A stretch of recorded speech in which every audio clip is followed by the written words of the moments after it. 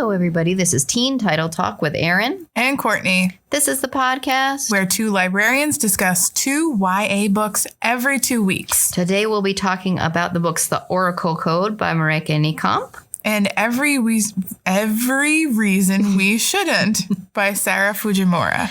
Before we do that, we're going to dip into we actually have a couple listener questions today from Allison. One is, did you change from 9th grade to 12th grade? How? So we're talking about freshman year to senior year. I'm sure I did. Do you remember how? Like, what were you doing in freshman year? Let's just relive that year for a minute. I mean, I started freshman year and I was 13 years old.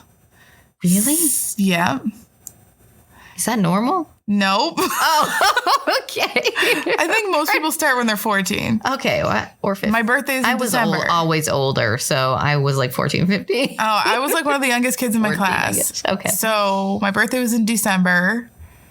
Most kids that were my age were in the grade behind me. So most of those kids were in 8th grade. Okay, gotcha. I was starting 9th grade. Mm-hmm. So I was a very young freshman in college, and high school, and I acted young. Got it. You know, and that's okay. But I was still playing with Barbies and stuff. Nice.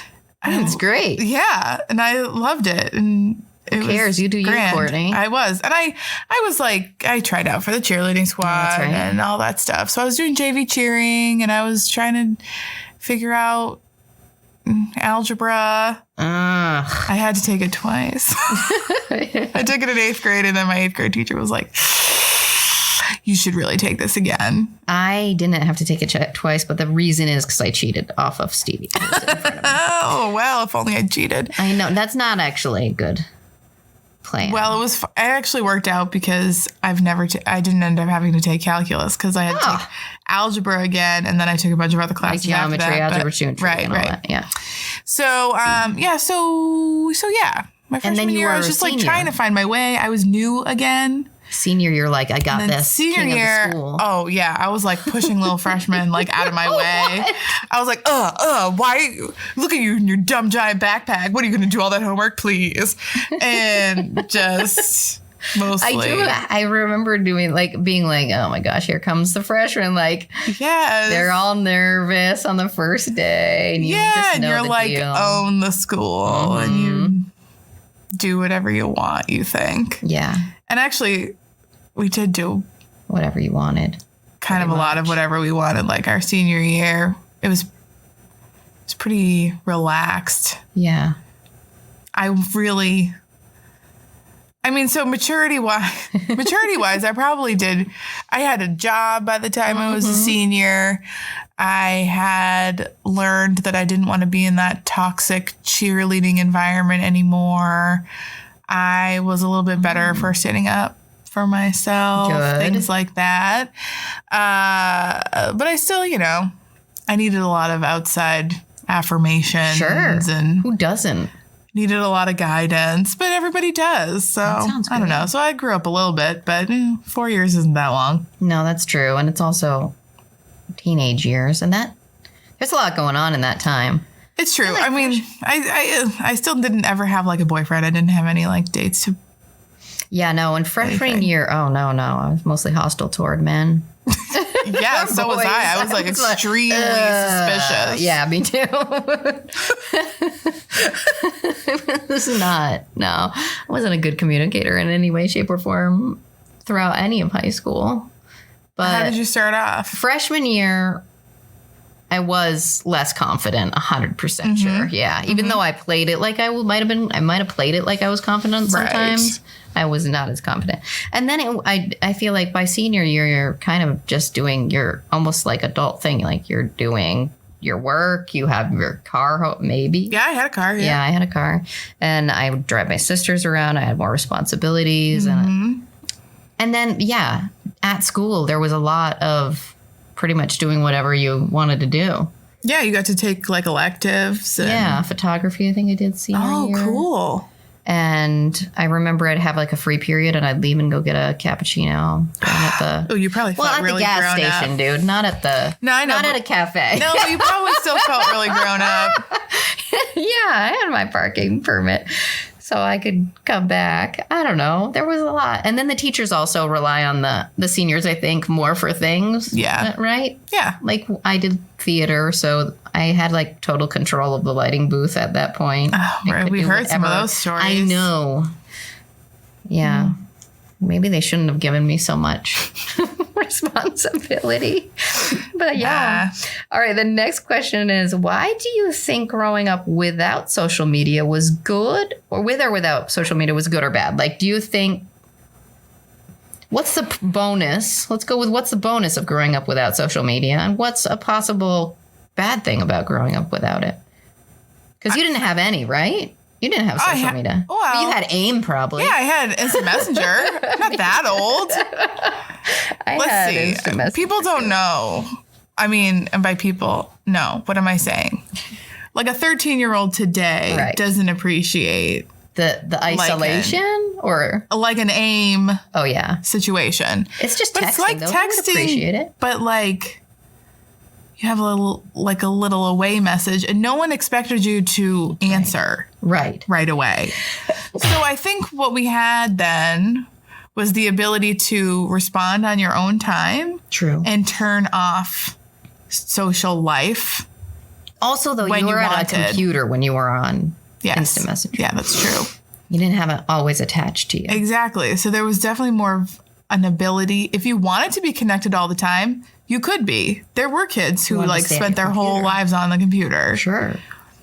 But I would say the majority of people were able to like leave school. And once you left school, every social drama that was at school was just there. That's true. It did not follow you home unless you wanted it to follow you home. That's a good point. And then, you weren't you might be up until midnight doing other stuff, but you probably weren't up until midnight, like texting your friends or like looking at Instagram and trying to get the perfect selfie and make sure that look perfect and whatever. Yeah, I'm with you. I did some dumb things as a teenager too, and I don't really need them record. Well, we talk about them on here.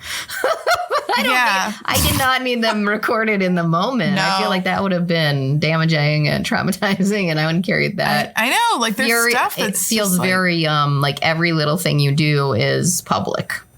Yes, and that is that for me. I'm like a Ron Swanson in that way. I'm like, no, that's scary. I know, and so much of it we've just like as a society like willingly it's normal now. Yeah. Given up. Like I'm gonna.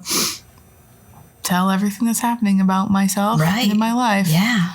And it's just... that's fine if you want to do that. And that's fine. I guess. But sometimes it feels like you don't have an control option. You can't opt out, but you can. Yeah, you totally can. What about a bonus? Like, what do you think might be a bonus of social media?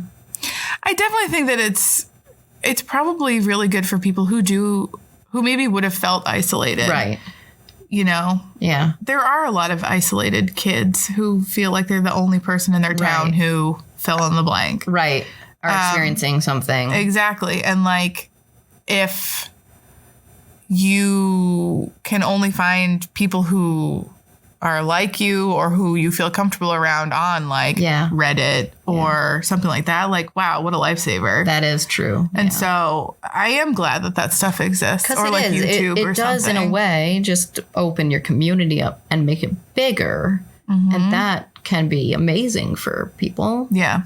And also you can connect with people who are far away that are even part of your family. Yeah. Yes, and like I like 75% or 80%, something like that, of all relationships that started like what am I saying? But like most relationships now start online. Really? Okay. Yes. Like most people meet someone online. So there are pros and cons. So there are. Yeah.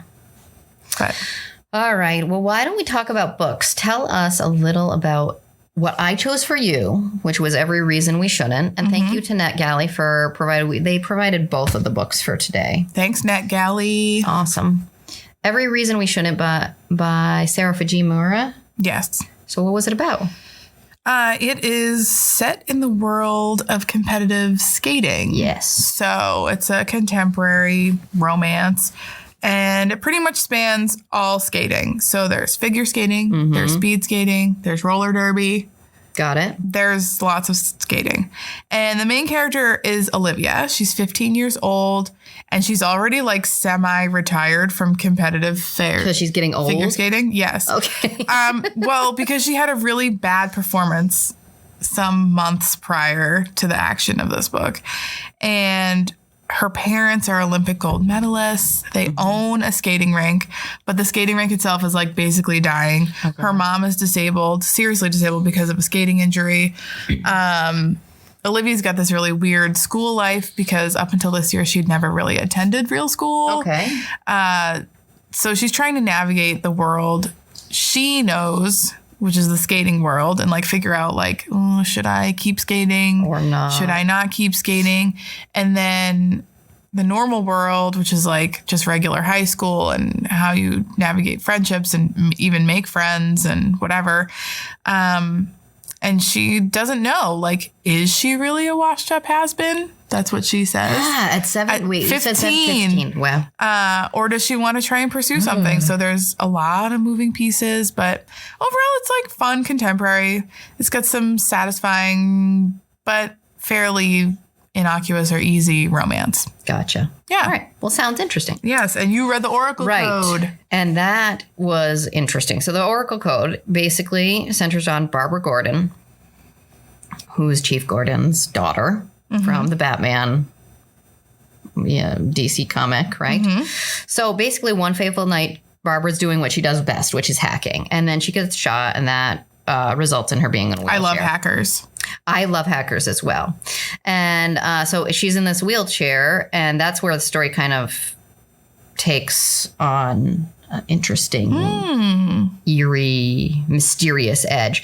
So she ends up going to this rehab facility for Gotham's use, which is called Arkham Center for Independence. And of course, it's in this incredible mansion. And of course, things are not as they seem.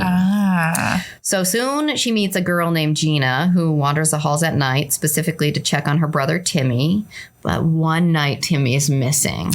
And then soon after that, Gina is also missing. And the story she's told is that they've just either the funds have dried up for them to be there, or, you know, he, as the supervisor says, like, kids come and go. If we can't help them anymore, they move on. So she's missing. And Barbara, of course, is like, wait a minute, this doesn't feel right. So she starts to use all her investigative skills to work and dive into the case. And obviously, that's the story. So Okay. It was really interesting. But let's talk about yours first. Okay. I'm nervous because I picked this book for you. Did you like it? Did you hate it? Was it in between? And all of the reasons, please. Okay. I liked it. I liked it. Yeah. Yes. Okay. It took me about 5 chapters to get into it. So that's like a third? Is it like a third of the... No. It's kind of a long book. Okay. For some reason, I just found it kind of slow going. Okay. And I thought the romance was fun, even though it did feel a little bit grown up. Grown up in the sense, not what they do, because mostly it's just all they do is kiss. Okay. But the way they act around each other, which really seemed way more mature than I was when I was 15. So they're very gracious about like when one leaves for an extended time, or when one has to put one's art and sport before anything else. That kind of thing. So there's not really a lot of drama surrounding. And there's not really a sense of selfishness. No, yeah. Which I know, like, that's not necessarily every teenager, but also it is a time of self. It is. And what they do is very, like, Involved, I guess. But that makes it sound worse than it is. But, like, you kind of have to be. Right. But everyone's different. And Jonah and Olivia do have to act professional and like mature all the time in their line of like work / athletics. Okay, gotcha. So maybe it's all just like comes with the territory. I thought the friends who were on the outside of the skating world, the ones that sit with them at lunch, were flat. Oh, okay. Like I found them kind of disappointing. I had no interest in them like at all. And they seem to exist as just as a way to differentiate like regular teen life from elite sports life. So I guess that works, but they seemed lame. Like I didn't get why any of them would be friends in the first place. Gotcha. I seem to remember that Olivia ends up sitting with them at lunch because she has nobody else to sit with, which is definitely fair, totally believable, has happened to me. Sure. But their lunch conversations are very numerous in the book. Like we see them a lot, and none of them struck me as like interesting or insightful. It wasn't carrying the plot forward necessarily. It could have been the same book without them. Oh, bummer. I feel like it should have been edited down a little bit then. Yeah. Huh. So, interesting. Who was your favorite character? I think Mac's granny was my favorite. Wait, so who's Mac? Mac is kind of your stereotypical peaked in high school teen mom. Okay, gotcha. And she works at the skating rink, and she and Olivia are like best friends. Okay, got it. Yes. So her past is she was super high achiever. She wanted to get into Ivy League school because her parents wanted her to get into Ivy League school. So she was a valedictorian of her high school class, but she didn't make it into Stanford, and then she didn't make it into all these other fancy schools. And then her parents basically like disowned her for not. They felt like she was a failure. Yes. Because she, wow. Yeah. So then she kind of was trying to find her way, and then she ended up getting pregnant, and now she works at the skating rink, practices to be on the roller derby team, but she lives with her grandmother, and Granny is everything. Supportive, realistic. She brings Tyler, who is Mac's crappy boyfriend, down like a number of pegs, which is really great. That's great. He's such a jerk. And she's really looking out for all these kids, like Mac and Olivia. Olivia really basically has no parents. Okay, gotcha. Her mom cannot care for her, and her dad is gone off like skating. Yeah. So like she pretty much is raising herself. So the granny kind of steps in, and she also is kind of motherly toward Egg, who is Olivia's former skating partner. So she's kind of like, she's not a main character at all, but things kind of happen when she's around. So I really liked that. Yeah. How was the skating portrayed? So it already sounds like it's pretty intense. And I've read a few skating stories, like Spinning by Tilly Walden. That one springs to mind. What was it like? Was it really intense? Because at this point, we kind of find her as she's feeling like she's washed up. So is it not like getting up first thing in the morning, practicing really hard at all hours that are free? So or is that still there? So it's really skating heavy. Okay. At least I thought so, considering I don't skate. So the whole story surrounds the fact that Jonah moves to town with his family. He's wealthy, and he is an elite speed skater, Olympic hopeful. Oh, okay. And so his parents are always paying for him to have like 2 or 3 hour blocks at a time. So they rent out the rink. Got it. So that he can skate. And so this is like a boon to Olivia's family because they have no money. Like her mom's medical bills are like, they're basically defaulting on like their payments. And so they have no money. And so it's really useful that Jonah comes to town. And so he skates constantly. And so him skating, and then she likes him. Of course. So she makes her want to skate. The ring. Right. Okay. So I see. They are training all day, hours at a time. They're training until 1 a.m. if they have to. They're playing hooky. They get passes to guidance counselors just so they can walk out the door and go skating. They miss major school milestones. Like school is not a priority because competition is a priority. And all of their parents are basically like fine with this. Okay. There are some repercussions. So Olivia and Jonah like don't know how to be regular teens. So even relatively mild hijinks are really, really fun to them, which is cute. But is it one thing that was like lame? Well, it was kind of cute. Like Mac like helps them be more normal. Okay, gotcha. But one thing I found a little bit weird and disconcerting is that there's like this huge emphasis on food, but food in a bad way, like diet, food avoidance.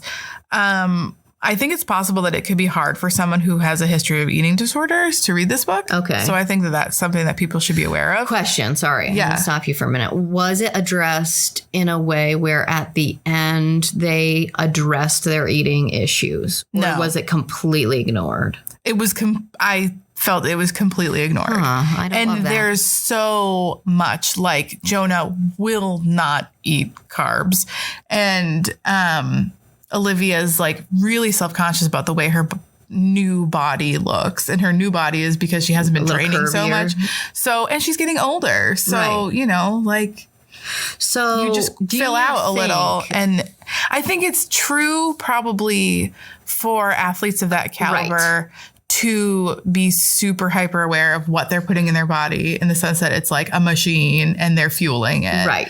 I think that is probably true to how athletes feel. I think you're right. But then my thought is, if you're going to put it in there as an issue, which sounds realistic, how shouldn't it be addressed at some point to say that it's an unhealthy behavior? Like, I don't know. What's that? Do you think there's an obligation to the author to do that, or is that not an obligation at all? I don't know. It's a really good question, because this is probably what like gymnasts go through and skaters go through, and anyone who's got anything, like, where you have to, not only is it just like you feel the pressure to look a certain way, but like also like if you are trying to get your body off the ground in certain ways, like I'm sure it is easier to get your body off the ground when it's 95 pounds instead of 110 when it's lighter, pounds, I guess. right? Yeah. So it's like also a physics thing. So, and like, you know, she's getting lifted and things like that because she's a pair skater. So I understand that there's that pressure, but I didn't get the sense at all from the author that this was something that's like concerning. Okay. And I felt concerned for the characters. Your mom sense was going off. Well, because like, Olivia is a little bit more balanced, where she's like very aware of how her body is changing, and she's not sure that she likes it, but in the end, she kind of learns to own it a little bit, because she feels like it's kind of shows that she's maturing. Right.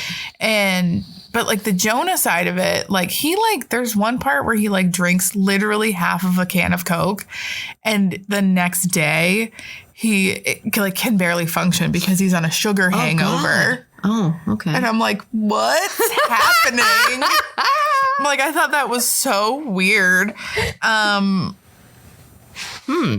his definitely felt more obsessive than hers. Like, she will eat a brownie. Okay. He will not eat a brownie. Right. And like, I thought, like, I spoke with somebody else who was also reading this book, and she was like, I think Jonah has an eating disorder, but we'll see how it goes, because she hadn't finished it yet. Okay, gotcha. And I was like, huh. And then when I finished, I was like, well, maybe he does, but it's never addressed. Right. So I don't know. Okay, that's interesting. I don't know if the author has an obligation. No, I don't know either. It's just interesting, like weird. showing it realistically, and then do you want to resolve it? I could go either way. I don't know. Interesting. Okay. Yeah. Did we derail completely from your question? Yeah. I'm sorry. That's okay. I don't think so. But we don't have to. If you want, we can skip the next question. Yeah. So we have more let's time. do spinning. No, this is too spinning. Let's do spin. So, what Rita likes can you offer for this title? I know I mentioned spinning. Spinning, I think, is a good one. I think Cold Day in the Sun by Sarah, I think it's Byron, which is about a girl on a boys ice skating team who falls for her. Ice hockey team falls for her co-captain. Okay.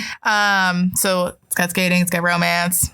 Oh. And then The Boy Next Door by Katie Van Ark is more like will they, won't they than Every Reason We Shouldn't, because this romance really is like it just works. And so the conflict is more about the skating rink and whether Olivia will skate and whether she feels like she'll be able to come back up to Olympic level. Gotcha. And so the romance part really is not part of the conflict at all in this book. And so if you're more interested in like romance, then you might like The Boy Next Door. Interesting. All right. Yeah. So let's talk about Barbara Gordon, whom I know nothing about. And I picked this book for you. So I hope the Oracle code. Yeah. So let me ask you the first question. Okay, let's do it. I get the feeling that nothing could be further from the book I just talked about than Oracle Code. It's a graphic novel, yeah. So you already gave a little synopsis. The descriptions I read online make it sound like it's a little creepy, kind of like noir. Could you speak a little to the tone and the setting? I definitely got that vibe right away. And some of the art fed into that as well. It feels very Gotham-esque. The setting is a huge mansion, souped up with modern day amenities, but it has like a Gothic exterior. I think I'd call it Gothic. I don't know. Right away, you know you're going into a mysterious and likely shady place. The tone definitely plays to the canon, I think. A lot of the interior thoughts are in these little boxes on the page, and frankly, sometimes a little overwritten, but not bad. But you can almost read it in this sort of a mysterious movie voiceover tone that you would feel like it almost in your sort of... Your description of this place is making me think of where like Professor X lives. Sure. With all the X-Men. Actually, totally. I could totally see that. And it is. It's a group of teens. So... Yeah. They don't have... Well, they're disabled. Mm-hmm. And aren't the X-Men all special ability? Yes, they're... I wonder if there's a nod going on there. Mutants, I think is what they call them. I'm just wondering if there's like a nod going on there at all. Oh, maybe. But it was definitely mysterious and definitely shady. And I think it worked well for the story. Cool. Barbara sounds like a really interesting, multifaceted character. I have to admit, I really don't know anything about Barbara Gordon. So, like, was she your favorite?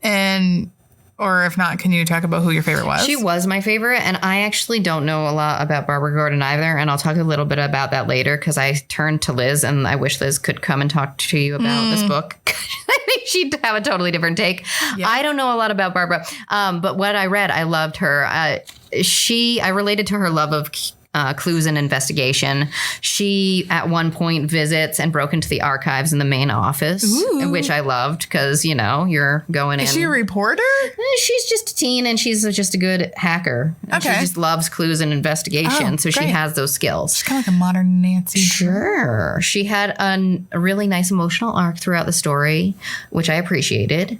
But also another one of my favorite characters was Gina, who just kind of appeared deep in the night one night to tell a story. She's the one who wanders the halls.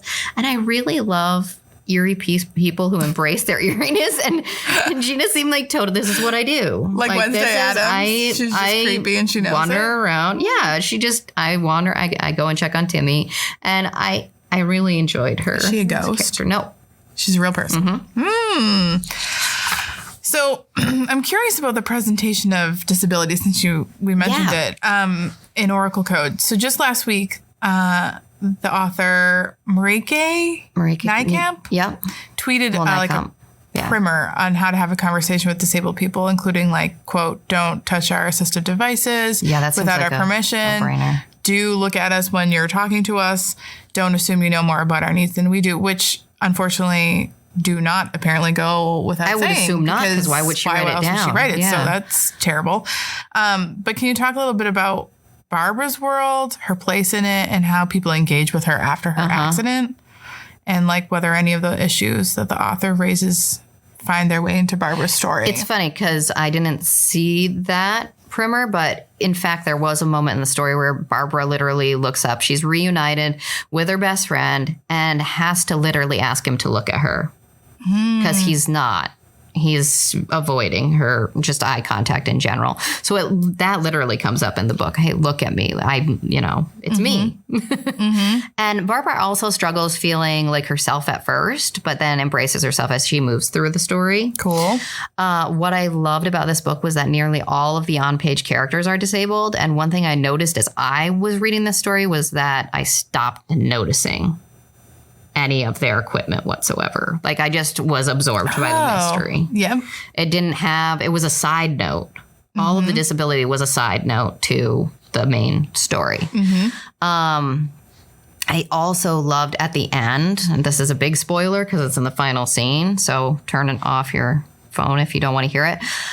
When they had to fight this guy at the end, they were all like, one was yelling, "Stop trying to fix us." The other was saying, "We're whole." It felt very disability forward. Oh, very cool. So wait, it was intriguing. So is there like a creepy like surgeon who's trying to like...